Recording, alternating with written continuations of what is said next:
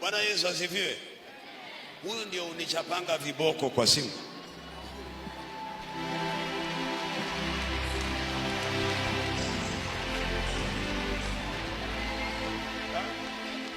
Asante babangu.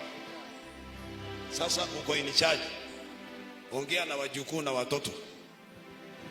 Haya. Bwana Yesu apewe sifa. Mpatie makofi ya kilo. Halo. Hey.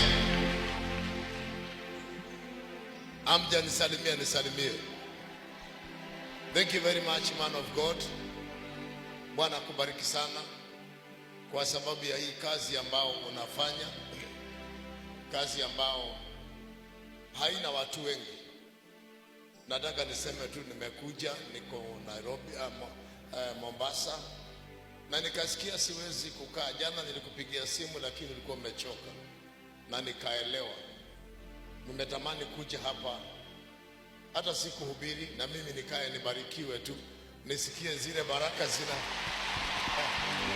zinaenda, na niseme tu Mungu akubariki, kwa sababu hii huduma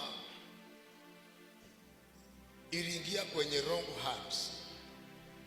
Nimeona mtu mmoja Nairobi anasema ati tunatoa mapepo kila siku, kwani mapepo haiishagi, na ni mhubiri kwa kanisa yake, na hata hawezi kusema mtu anaumwa na kichwa aje amwobe. You see, target yetu tu ni kutarget wale watu wenye pesa, hawa maskini ambao hawana kitu.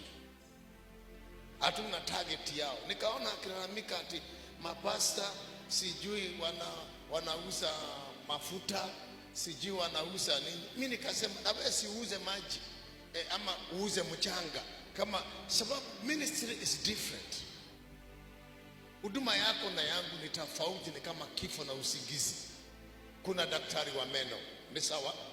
Kuna daktari wa mfupa, kuna daktari wa wamama tumbo zao, na kuna daktari wa kichwa, na kuna mtu wa ukivujika mguu. Ni mwili moja tu hiyo, na kuna mtu wa akili. Christian, let us wake up. Wake up. Tukeni kwenye hii ujinga ya sarakasi.